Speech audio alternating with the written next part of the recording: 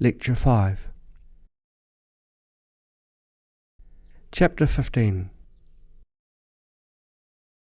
Then Eliphaz the Temanite replied, Job, would a wise man speak such self-righteous words? It's like trying to fill the belly with the east wind. Would he utter these useless words and thoughts?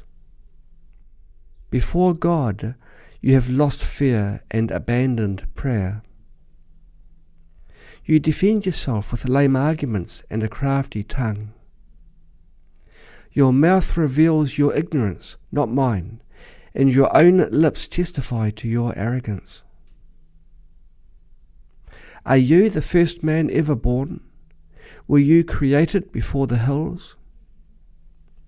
Eliphaz was saying, Job, are you Adam or an angel? How dare you?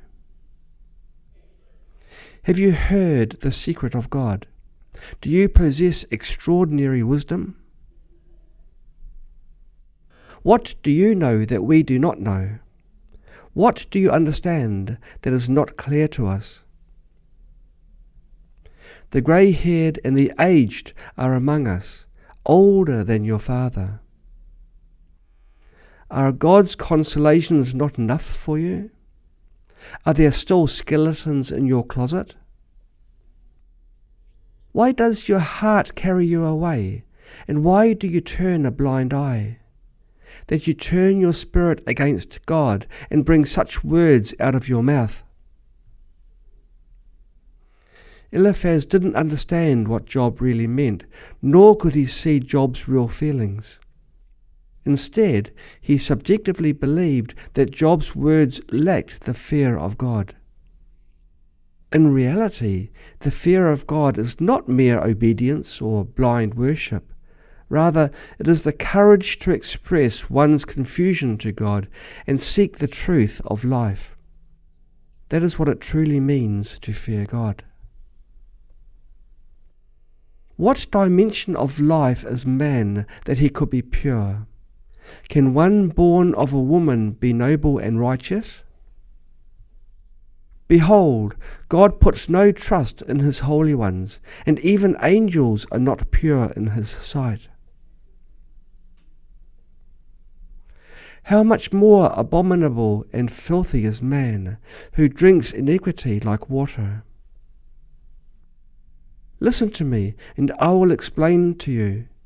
Let me tell you what I have seen. What wise men have received from our forefathers without any concealment.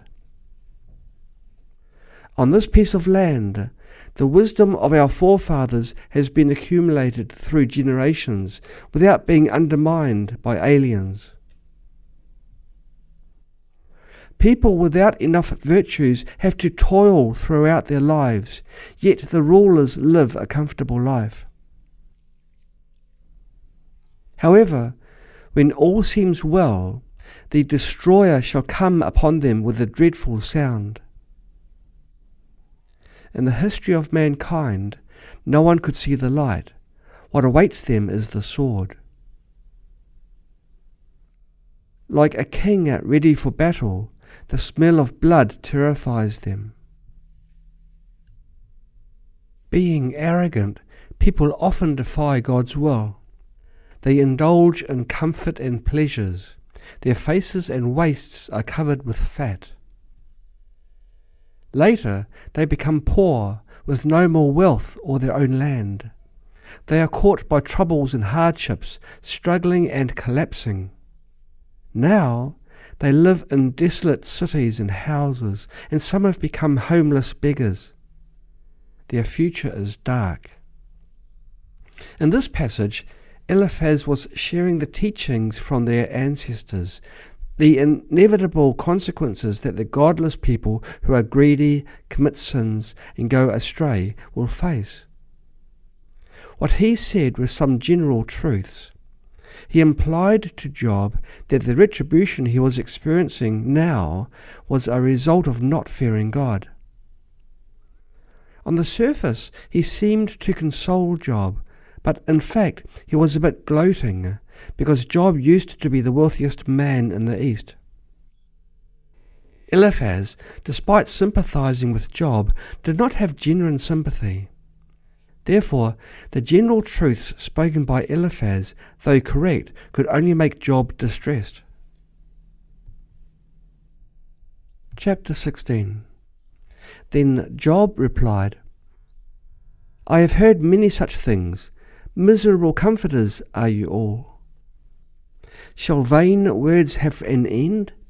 What provokes you to say such things?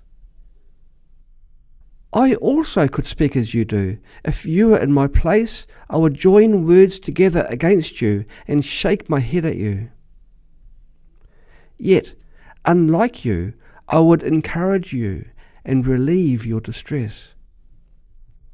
Even though I have said so much, my grief is not relieved. If I keep silent, will grief and suffering leave me? Job did not want to accept those well-known general truths, and instead continued to lament his suffering. Now I am in distress and confusion. My entire household has been devastated, leaving me alone. My face is full of sorrow, which testifies to my sins. My body is wasting away, which testifies to my retribution. My enemies sharpen their eyes against me, tear me apart, despise me, and gnash their teeth at me. Men have gaped at me with their mouth. They have struck me insolently on the cheek. They mass themselves together against me. God gives me up to the ungodly and casts me into the hands of the wicked. I was at ease, and they broke me apart. They seized me by the neck and dashed me into pieces. They set me up as their target. Their archers surround me. Without mercy, they pierce my heart and trample it on the ground. They run upon me like giants, slash me, and then rub salt into my wounds. Now I have sewed sackcloth upon my skin, and defiled my dignity in the dust. My face is foul with weeping, and on my eyelids is the shadow of death. Job continued to lament his suffering. The cruelty and mercilessness of the wicked have deprived him of all dignity. There is no injustice in my hands, and my prayer is pure. May my cry never be laid to rest. Behold, my witness is in heaven, and my record is on high. My friends scorn me. My eyes pour out tears to God. I would seek guidance from God on behalf of mankind, just like a man pleads for his friend. For in a few years I shall go the way from which I shall not return.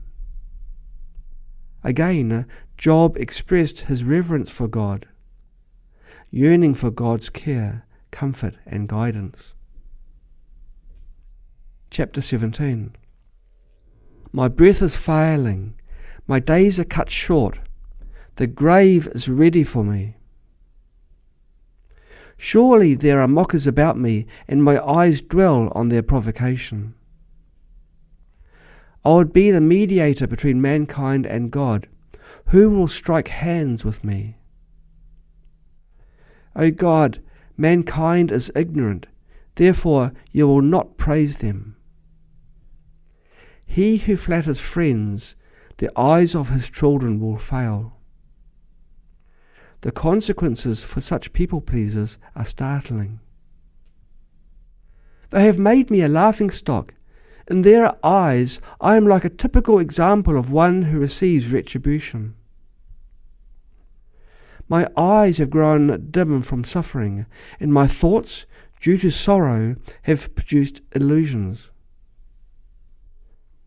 The upright shall be astonished at this, and the innocent shall stir up himself against the hypocrite. The righteous shall hold to his way, and he who has clean hands shall grow stronger. As for you, please reflect, for I cannot find one wise man among you. My good days have passed, my hopes and plans have been shattered. The gloomy world is full of lies with dim light. What awaits me is the grave, and I shall make my bed in Sheol. My body will eventually decay and be consumed by worms. Where will my soul go? Who can guide me? As we rest together in the dust, our souls shall wait at the door of Sheol. In this gloomy, cruel, and impermanent world, facing this painful, lonely, and helpless life, Job wanted to be a mediator, to seek guidance from God on behalf of humanity, hoping to get an answer to resolve their confusions and know which way they should follow. It seemed like God had heard Job's devout prayer, so he later sent Jesus.